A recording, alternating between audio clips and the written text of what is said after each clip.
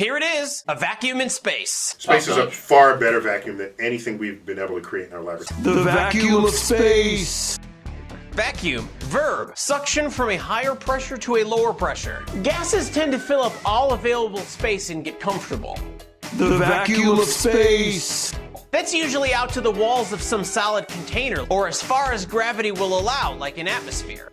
To make matters worse, there's also no clear boundary between Earth and space. We officially define it at 100 kilometers, but that's pretty arbitrary. The air actually thins out slowly as you go higher and higher. In fact, 57.8% of the atmosphere is under the peak of Mount Everest. So there's not enough air to breathe up there, but I wouldn't exactly call that outer space. Outer space. 99.99997% of the atmosphere is under the 100 kilometer line, but that still leaves 0.00003% in what we officially call outer space. Outer space. And I mean, auroras happen higher than 100 kilometers, and that requires air. Supermain ultimate point? There's really no such thing as the vacuum of space. Space is a far better vacuum than anything we've been able to create in our laboratory.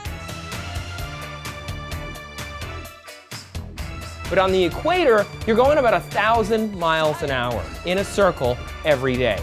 You don't feel it for the same reason you aren't stuck in your seat while a plane is flying. Speed is relative. You only feel it when it changes. So anyway, you're already going 1,000 miles an hour as a person by yourself. The Earth is traveling around the sun once per year. It's a trip of 584 million miles. To get the sun back to the exact same point in the sky every year, it has to go all the way around. That means the whole planet is flying at 66,667 miles an hour.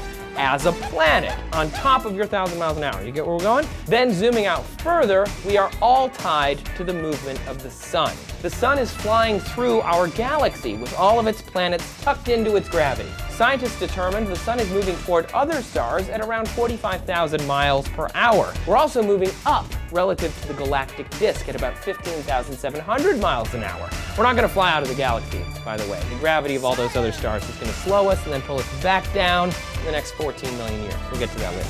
And since we're about halfway out of the center of the Milky Way, and as far as we can tell, the galaxy rotates once every 2 to 250 million years, we're moving approximately 550,000 miles per hour as a solar system. You'd think that might be far enough, but we are not done yet, because you, the planet, the solar system are all moving, and so is the whole galaxy. Our galaxy is headed toward the Andromeda galaxy at a pretty good clip. Numbers vary, but a recent 2013 Space.com piece clocked us at about 252,000 miles per hour. Again, with the three-dimensional thinking, the Milky Way is also moving toward the constellation Hydra at about 1.3 million miles per hour, and toward Virgo at about half that. So overall, the Milky Way might be traveling as fast as 2.237 million miles an hour. Another sidebar, by the way, the further away from you that you get, the more difficult it gets to measure your actual speed, because you're just moving a little bit, but the galaxy is moving 2.2 million miles an hour. The reason we use constellations and other galaxies to measure this is the same reason we use trees and mountains here on Earth to gauge distance. They are large and far enough away that they become a point of reference. We can measure our speed relative to theirs, but of course all of those stars and galaxies are also moving. And Andromeda, the galaxy, is moving, and the stars of the constellation Hydra, which is one of the constellations we measure against, is moving. Everything is moving. And the whole universe might actually be moving too. Yeah. Your 1,000 miles an hour, plus Earth's 66,000 miles an hour, plus our system's 550,000 miles an hour, plus the galaxy's 2.237 million miles an hour equals about 2.855 million miles per hour, or about 800 miles every second. Mind-boggling and kind of incredible.